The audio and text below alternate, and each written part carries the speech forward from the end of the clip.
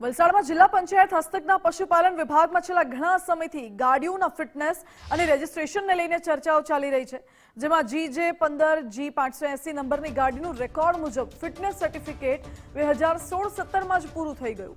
આ ગાડી વર્ષ 2022માં 5833 કિલોમીટર, 2023માં 6117 કિલોમીટર અને 2024માં 6742 કિલોમીટર ચાલેલી બતાવવામાં આવી રહી છે. હવે આ કિલોમીટરના આધારે ડ્રાઈવર ખર્ચ, ઈંધણ ખર્ચ, અન્ય સરકારી ખર્ચ દર્શાવવામાં આવ્યો છે. અનેક આક્ષેપો થઈ રહ્યા છે. એક જાગૃત નાગરિક દ્વારા આખો મામલો ઉજાગર કરાયો.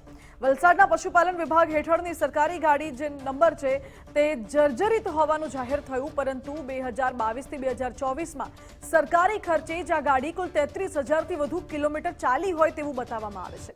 હવે આજે તફાવત જોવા મળી રહ્યું છે, એને લઈને અનેક આક્ષેપ થઈ રહ્યા છે. આક્ષેપોને લઈ પશુપાલન નિયામકશ્રીની કચેરીનો સંપર્ક સાધતા જ નિયામકશ્રીએ એવું કહ્યું કે વાહન 2001થી ખરીદાયું હતું અને વર્ષ 2024 સુધી આ વાહનનો ઉપયોગ કરાયો. પશુપાલક નિયામકે આક્ષેપોને પાયા વિહોણા ગણાવ્યા અને રદિયો આપ્યો.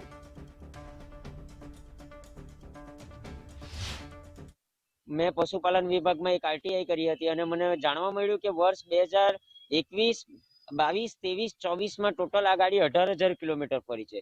એટલે હું જ્યારે મને માહિતી મળી ત્યારે સ્તબ્ધ રહી ગયો કે આ કઈ રીતે, કારણ કે વર્ષ 2022, 23, 24થી તો આ ગાડી હું ત્યાં જ જોઉં છું, ત્યાંથી એક ટાયર પણ નથી આવેલું.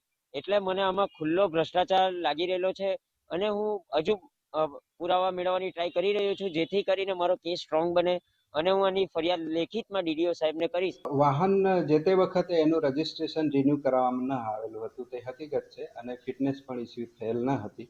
પણ આ વાહન લીગલી જ્યાં સુધી એનો કાર્યક્ષમ ઉપયોગ થાય, વયમર્યાદા પછી પણ કાર્યક્ષમ ઉપયોગ થાય તે રીતે લીગલી ચલાવવામાં આવેલ છે અને જે ખર્ચ કરવામાં આવેલ છે તે સરકારી હેતુ અને એના રીતે જ કરવામાં આવેલ છે.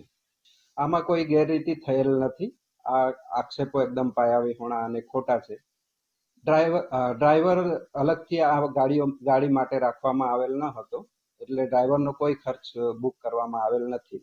અને ડીઝલ બાબતે છે તો જેટલી ગાડી ફરી છે અને જેટલો ડીઝલ વાપરવામાં આવે છે તેની યોગ્ય જગ્યાએ નોંધ કરવામાં આવેલ છે.